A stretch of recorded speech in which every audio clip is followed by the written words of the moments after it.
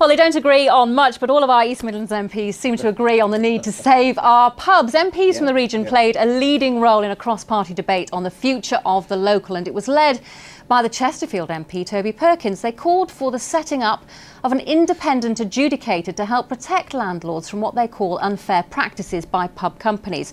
But is it enough to save your local pub? Our political editor John Hess reports.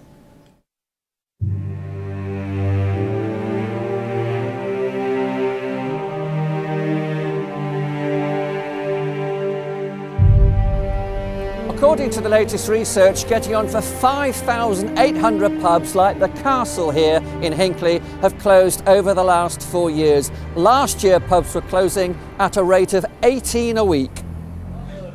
At the nearby new Plough, a gathering of what you might call a local preservation society. They want to preserve their local and the thousands of other pubs threatened with closure. If I want to sit at home and have a quiet drink with my husband, then, you know, to be able to get some beer or whatever from the supermarket's great. But on the other hand, I like to come out and meet people. Beer sales in Midland pubs are down by a third, one of the biggest falls in the country. The average pint here costs between £3 and £3.50. Tax has increased by 40% since 2008, when Gordon Brown introduced a 2% above inflation annual rise. That beer escalator now means 30% of what you pay goes to the government. A lobby of Parliament just before Christmas warned MPs of another threat to the pub. This estate at Burbage, just outside Hinckley, used to have its own local. It was called the Galaxy, and some regulars thought the beer was out of this world, but not enough. It closed last year, and it's now a supermarket.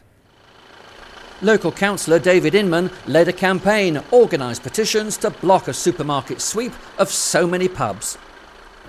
So you wrote to the pub owners. What did they tell you?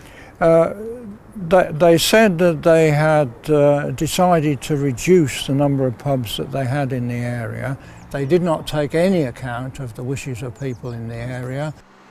In the last 2 years alone, 200 former pubs have been converted into convenience stores.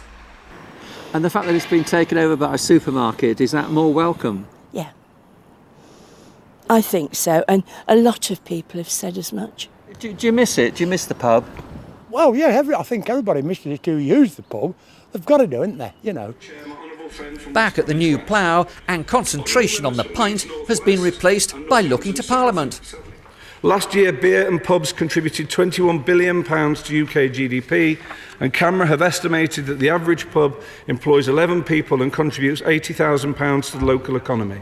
And we want to introduce a relationship that is genuinely market-based, where there is genuine competition and a genuine choice for people entering the industry. The debate's on government proposals to give pub tenants greater freedom from the big six companies that dominate the trade. I'm on a lease with Marston's, and that means I am tied to Marston's 100% for all of my products. Marston's as a company do supply us with a different range of beers, but we have to purchase them through Marston's. So CAMRA is saying, let's freeze duty, let's legislate that pubs cannot be demolished, cannot be changed to retail use without permission, and I think there'll be some hope. Tax, rising prices and supermarkets, the pressure is on. Could it be last orders for the traditional pub? So something's got to be done, Patrick, but what exactly? I mean, it's a dire situation here for the pubs. It is a dire situation. I'm sure John feels exactly the same way that I do. In towns like the ones that we represent, particularly in Newark, with a huge brewing tradition, and now a whole series of microbreweries who are opening up, who are independent, of course, of the big breweries, the local pub is terribly important for all sorts of reasons, just other than just the consumption of alcohol. I think the debate made a great deal of sense. I really do. And I think the government's ideas, was it the beer escalator? Is that the right phrase that the Labour Party introduced? That can't be right. That can't continue like this, because it is driving the little man and the middleman out of business. But you say that pubs are important, yet we heard that woman in our film very clearly saying she'd rather have a supermarket, John. Yeah, there's a whole load of things that have gone on which has really hit pubs. It's the supermarkets, it's a smoking ban. The smoking ban's here to stay, but you know, we can't pretend it hasn't hit pubs. It is taxation, which has got to be looked at, but it's also the regulations, which this week the debate was focused on the regulations, the way in which landlords, the rent that they pay and the beers that they can buy is very much sort of tied down. Vince Cable said he's now going to look at that, having sort of been ignoring all these select committee reports and these sort of parliamentary debates that we've been having. There's been a cross-party campaign on this. The other thing I should mention, by the way, I'm a member of the Saffron Lane Working Men's Club. Working Men's Clubs and miners' welfares in Notts and Leicestershire, they've been under a lot of pressure as well. So I think the government needs a strategy to support our pubs, to support our miners' welfares and our working men's clubs. Well, is there a case then in this area where the minimum price for alcohol would be a benefit here? Well, it could be, but I mean, I think the subject that came up earlier about the adjudicator, I think probably makes sense. So we got as an ombudsman, really, between the big firms and the small firms, which I think will have an effect.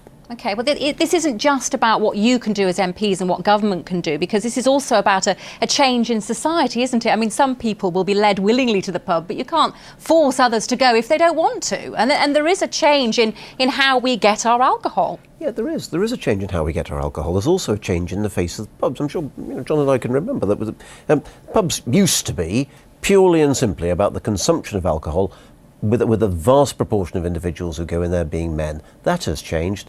The pub now gives food, gives entertainment, has a much broader appeal to people. I don't think it's a question of forcing them into pubs, it's probably a question of keeping them out of pubs, certainly in Newark. We saw a lot of our East Midlands MPs taking part in that debate. You say it's an important issue, but are you just jumping on the bandwagon here because it's a popular one with the punters, let's face it? Well, it is popular out there, and I've met CAMRA at the lobby of Parliament. I've spoke to them. I'm having a dry January, but I enjoy a pint of Everard's Tiger in Leicester, great beer. I hope you... Everard's will be very pleased about that. Other beers are available. Yeah, but I don't think we're jumping on bandwagon. I think people would be really disappointed if the great British pub disappeared from our streets, villages and towns, and that's why we've got to save them. We need a strategy to save them. OK. Can't disagree with that. Good. Good to see you're in agreement on that. Now